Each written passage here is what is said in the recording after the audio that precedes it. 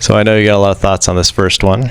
So how, All right. there's probably a better way to phrase this, but how could Jesus, have the Last Supper, have a Passover meal, and then be crucified as our Passover sacrifice the next evening? As John states, he makes it pretty clear that he dies on Passover, and then the Synoptic Gospels seem to paint a different picture. Last Supper, from the very beginning of tonight, we talked about the how Double portion podcast. Yeah. We talked about like the Synoptic Gospels disagreeing with the Gospel of John, and one of those big disagreements is, when did the Last Supper occur? And people think, oh well, the Synoptic Gospels say the Last Supper occurred on the 14th of Nisan or Aviv, on Passover Day. But then the Gospel of John makes it very clear that it happened the day before Passover, the 13th. And so, which is true? Well, the answer is they're both true, and both teach that it happened on the 13th of Nisan. And that's one of the things I go through in this chapter in the book. There you go. Got to buy the book when it comes out. But or you can wait 5 years for me to finally talk about it on the Pharisee Heresy podcast. Right. But so the thing Tune is in next that, Passover for the answer. Yeah. But the way it works is that the Last Supper occurred on a Thursday evening, on the 13th of Nisan, and the crucifixion occurred on a Friday, on the 14th of Nisan. Now, all the Messianics are going to want to crucify me for this, right? And then the resurrection occurred on a Sunday, on the third day. And so one of the issues that we get is, a lot of people have trouble with this idea of a Friday crucifixion and a Sunday resurrection, because you have to fit the sign of Jonah in there, the 3 days and the 3 nights. So how do you fit 3 days and 3 nights between a Friday and a Sunday? And this is almost like a joke, and in Hebrew roots circles, like a laughing matter of like, haha, stupid Christians, they always thought it was Friday to Sunday. Have they never read about the 3 days and 3 nights? And they can't do basic math. Yeah, they can't do basic math. Like, that's the running joke. And then you have all these calendars, propositions of when all these things took place with the high Sabbath, and all this sort of stuff. There's whole calendars based off this Last Supper issue. Yeah, I've seen tons of different even calendars. New calendars getting started recently. It's just, there are people that believe that Jesus was on a separate calendar from the priesthood. I have two different friends. That he was on a secret just calendar in that my he didn't even area tell his disciples about. that have already kept Passover, but on different dates. Yeah. And so, at the end of the day, I have my opinion on what I think the right calendar is. We all have our opinion, okay? And I think that what's most important is going back to, how do we treat each other? God's looking to see how we respond when we have a lack of information. What are we going to do with the information we have? Are we going to take it and chop other people's heads off? Or are we going to try to get along and keep the feast the best we can as a memorial? Because none of these feasts are legal. We don't have a priesthood. We don't have a Sanhedrin. We don't have a temple. We don't have a kosher lamb. We don't have all these things. There was no disagreements. If the Sanhedrin issued a decree and issued a new law, the 70, you couldn't go home and preach something different. Right. That was a hanging offense. Right. Yeah. That was the law of the land, and that was the way God ordained it. And it kind of makes sense. So, yeah, they didn't have 40,000 different congregations and different belief systems. They had one. Torah was law. There was no separation of church and state. It was just, yeah. So the resolution to the Last Supper in a 1 minute soundbite is that it happened on the 13th, which was a Thursday night, and this was a what do you call it? It's a Hagigah meal. Hagigah means a feast meal. So Hag, from we talk about Hag Sameach, happy feast, and so Hagigah would be a festival.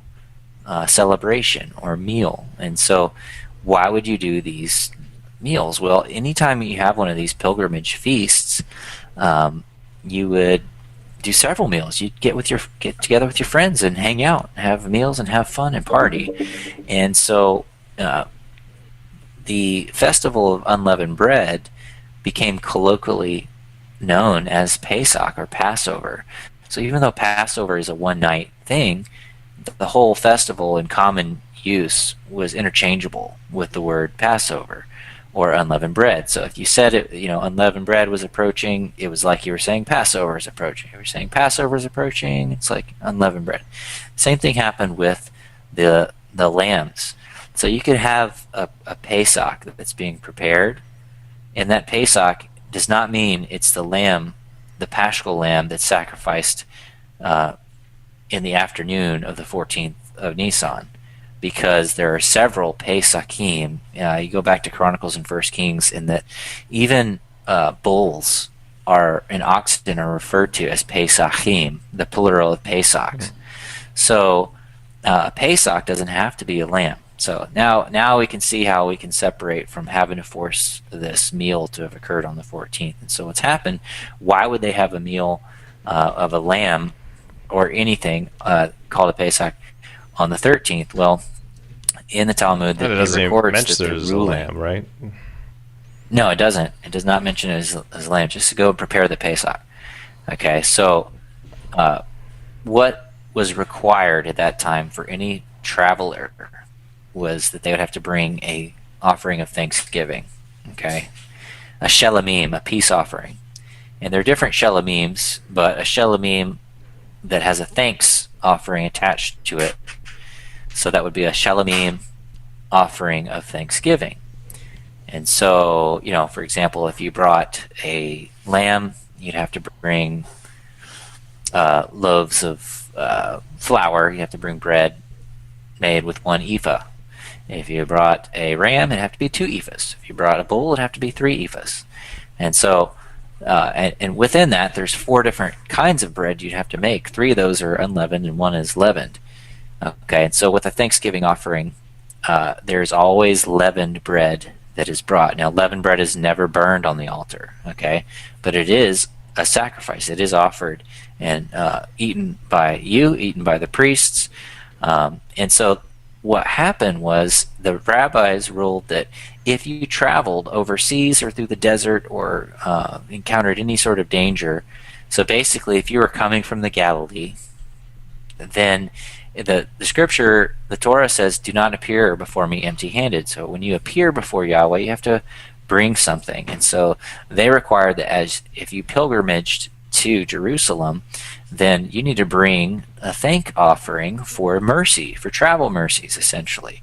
So this being the 13th, which is the big preparation day, the day that evening where they would have to get all the leaven out of their houses before they sacrifice the Passover lamb, because no leaven can come with the Passover lamb on the 14th, right? So they're getting all this leaven out. It's a preparation. So they are going to do this shelamim offering on the 13th, on the evening of the 13th. And that would require a leavened piece of bread as well. And so that's why they required them to do it on the 13th and not any time after that. Because if they were to do this thank offering on the 14th, well, a peace offering can be eaten up to I think 24 hours later. Okay, or it might have even been 2 days, I don't remember. But what they said was, you need to make sure that you do your peace offering the day before the Passover lambs are slain, so that by chance there's no leaven from your sacrifice left. You need to have enough that you eat it all and don't leave any over. So you need to have a whole evening, a whole day to eat all this. That's what always made sense to me. You got to do it on the 13th. You got to have a party to eat all the leaven before Passover. Right. Well, because on other feasts, let's say it was Tabernacles, you could do it any day. You could do your thanks offering because leaven was allowed at any point in the feast. So if you were traveling from wherever, you could do it on the 15th, 16th, didn't matter. But on Passover, no leaven allowed after noon on the 14th. So they said, guys, when it comes to Passover, do your shelamim offering of Thanksgiving on the 13th, so you have time to get rid of all the leaven. So that's what they were doing. And any festival meal that you would keep during the festival would be called a Hagigah. And if the festival was Pesach, you would call it a Pesach Hagigah or a Pesachim. So when you say go and prepare the Pesach, it doesn't mean it has to be the lamb of the 14th. So that's the short version of that without all the details. But yeah, so they had the Last Supper on the 13th, and then they did Passover on the 14th when Yeshua was crucified. Also, like how you mentioned the resurrection on the third day. Like Last Supper is not just like his Last Supper because he was going to die, but like a Last Supper is actually like a Hebrew. Like you would have a meal. Mm-hmm. It was your Last Supper before you do a fast, which was common as well, right? They would fast. They'd have this big party meal, this Pesach, and then they'd fast until the Passover meal. It's a tradition that continues on today. What was the name of that in Hebrew? Ta'anit Bechorot. Yeah, I knew I was going to be able to say it. So. Bechorot. I don't know. Ta'anit Bechorot, I think. I've heard it called the Fast of the Firstborn too. Yeah, Fast of the Firstborn. Yeah, so to commemorate the Exodus, essentially. So that night, the 13th, they would fast until they ate the lamb. So that makes sense then after the meal. He said, I won't eat of this until I eat it in the kingdom. And where do they go? They go to pray. Because what do you do when you fast? You pray. They go to the garden to pray. And yeah, you know what happens from thenceforth.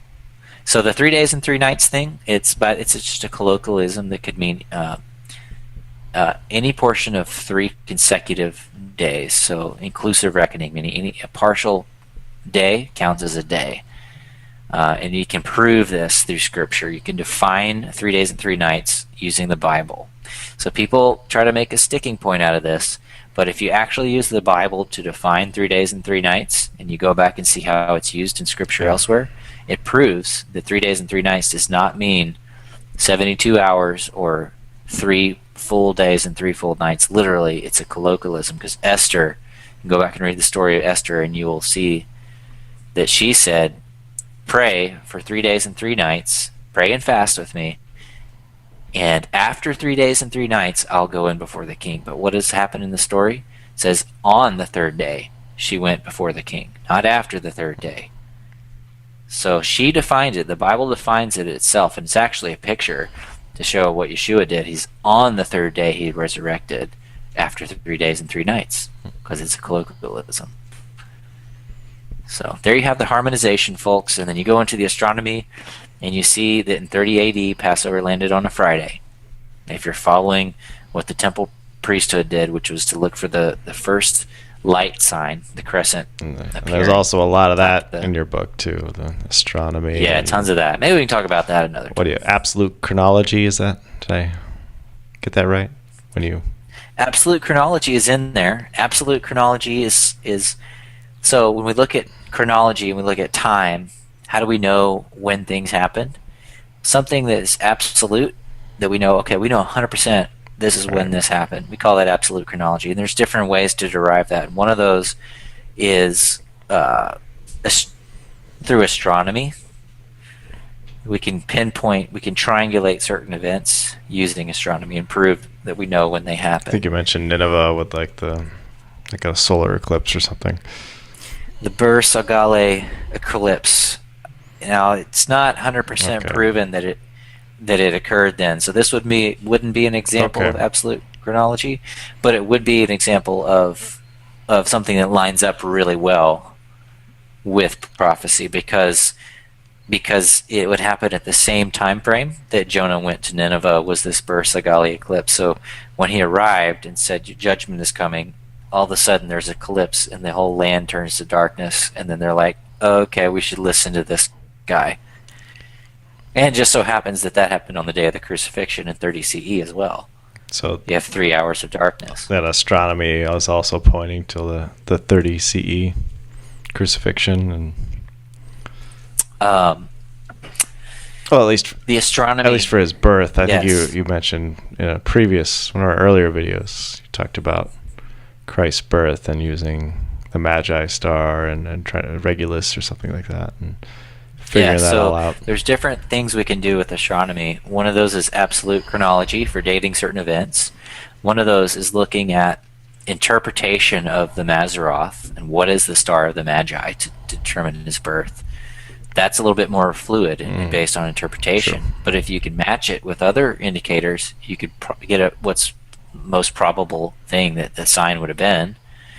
And then the third thing would be is trying to determine true dates of like biblical dates using the biblical calendar. So like, when did the first day of the year start in 30 CE? Well, the only way you can do that is to look at the astronomy to see, okay, when was the new moon, and when was the equinox, and was the new moon after the equinox? What time was it? All those sorts of things to know what the 14th of Nisan was in 30 CE, and find out it's a Friday, unless you're a conjunctionist. And you're not alone with this 30 CE date, right? It's not just you in your basement. Oh yeah, okay. No, it's very popular position. It's not just Daniel making up crazy things again.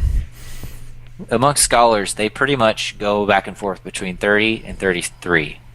And we've talked about it, just a few reasons why 33 doesn't work, but there's tons of those in the book. Good. But all right, we'll let you go. That was fun. Yes.